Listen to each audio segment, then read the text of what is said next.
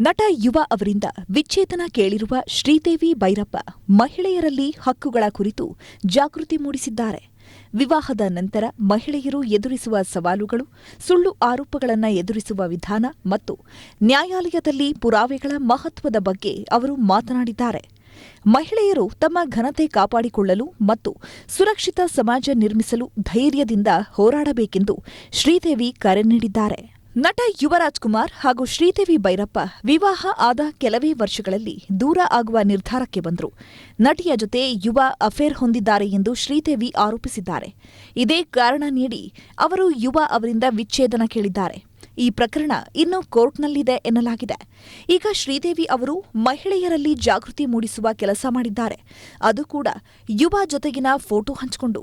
Photo ಕ್ಯಾಪ್ಷನ್ನಲ್ಲಿ ಉದ್ದನೆಯ ಸಂದೇಶ ಬರೆದಿದ್ದಾರೆ. ವಿಶೇಷ ಅಂದ್ರೆ ಇವತ್ತು ಯುವ ಜನ್ಮದಿನ. ಇದೇ ದಿನದಂದು ಶ್ರೀದೇವಿ ಈ ಪೋಸ್ಟ್ ಮಾಡಿದ್ದಾರೆ. ತಡವಾಗುವುದಕ್ಕೂ ಮೊದಲು ಮಹಿಳೆಯರೇ ನಿಮ್ಮ ಹಕ್ಕುಗಳ ಬಗ್ಗೆ ತಿಳಿಯಿರಿ ಎಂದು ಬರಹ ಆರಂಭಿಸಿದ್ದಾರೆ ಶ್ರೀದೇವಿ. ನಾನು ಈ ಹಕ್ಕುಗಳ ಬಗ್ಗೆ ಶಿಕ್ಷಣದ ಮೂಲಕ ಕಲಿತಿಲ್ಲ. ಕಠಿಣ ಸಮಯಗಳಲ್ಲಿ ಮತ್ತು ಎಲ್ಲ ಮಹಿಳೆಯರು ಘನತೆಯಿಂದ ಬದುಕುವ ಸಲುವಾಗಿ ನಮಗಿಂತ ಮೊದಲು ಹೋರಾಡಿದ ಜನರಿಂದ ಕಲಿತಿದ್ದೇನೆ. ಮದುವೆ ಮಾಡಿ ಮತ್ತೊಂದು ಮನೆಗೆ ಕಳುಹಿಸಿಕೊಡಲು ಮಾತ್ರ ನಾವು ಹೆಣ್ಣು ಮಕ್ಕಳನ್ನ ಸಿದ್ಧಪಡಿಸುತ್ತೇವೆ. ಆದರೆ ಹಕ್ಕುಗಳನ್ನು ಪಡೆಯಲು ಅವರನ್ನ ಸಿದ್ಧಪಡಿಸೋದು ತುಂಬಾನೇ ಕಡಿಮೆ ಎಂದು ಅವರು ಹೇಳಿದ್ದಾರೆ.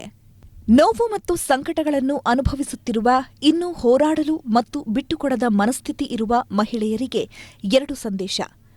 1. ಸಂತೋಷದಿಂದ ದಾಂಪತ್ಯ ಆರಂಭಿಸಿ ನಂತರ ಅವರು ನಿಮ್ಮ ಬಗ್ಗೆ ಸುಳ್ಳು ಆರೋಪ ಮಾಡಿದ್ರೆ ತಾಳ್ಮೆಯಿಂದ ಇರಿ. ನಿಮ್ಮ ಮೇಲೆ ನಿಮಗೆ ನಂಬಿಕೆ ಇರಲಿ. ಸಾಬೀತುಪಡಿಸಬೇಕಿರುವುದು ಅವರ ಜವಾಬ್ದಾರಿ, ನಿಮ್ಮದಲ್ಲ. ಮಹಿಳೆಯರಿಗೆ ಅವಮಾನ ಮಾಡುವುದು ಅವರು ತಪ್ಪಿಸಿಕೊಳ್ಳಲು ಬಳಸುವ ಅಗ್ಗದ ತಂತ್ರ. ನೆನಪಿಡಿ, ನ್ಯಾಯಾಲಯವು ಪುರಾವೆಗಳನ್ನು ಕೇಳುತ್ತದೆಯೇ ಹೊರತು ಕೆಲವು ಅಗ್ಗದ ಸ್ಕ್ರಿಪ್ಟ್ ಅಲ್ಲ ಎಂದಿದ್ದಾರೆ ಶ್ರೀದೇವಿ. ಸೋಷಿಯಲ್ ಮೀಡಿಯಾ ಫೋಟೋಗಳನ್ನು ತೆಗೆದುಹಾಕಲು ನಿಮ್ಮನ್ನು ಅವರು ಒತ್ತಾಯಿಸುತ್ತಾರೆ.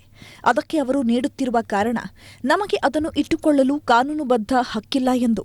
ಮದುವೆ ಆಗಿದ್ರೂ ಅಕ್ರಮ ಸಂಬಂಧದಲ್ಲಿ ಇರುವುದು ಮತ್ತು ಮದುವೆ ಆದರೂ ಸ್ವತಂತ್ರವಾಗಿ ಓಡಾಡುವುದು ಕಾನೂನುಬದ್ಧವಲ್ಲ ಎಂದಿದ್ದಾರೆ ಅವರು. ಪ್ರತಿಯೊಂದು ಗಾಯವೂ ಗೋಚರಿಸುವುದಿಲ್ಲ, ಆದರೆ ಪ್ರತಿಯೊಂದು ಮೌನಕ್ಕೂ ಬೆಲೆ ಇರುತ್ತೆ.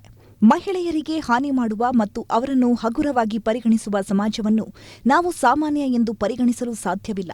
ನಮ್ಮ ಪೀಳಿಗೆಯೊಂದಿಗೆ ಇದು ಕೊನೆಗೊಳ್ಳಬೇಕು. ನಮ್ಮ ಮನೆಗಳಲ್ಲಿರುವ ಹೆಣ್ಣು ಮಕ್ಕಳು ವಾಸಿಸಲು ಉತ್ತಮ ಹಾಗೂ ಸುರಕ್ಷಿತ ಜಗತ್ತನ್ನು ಹೊಂದಬೇಕು ಎಂದು ತಮ್ಮ ಸಾಲು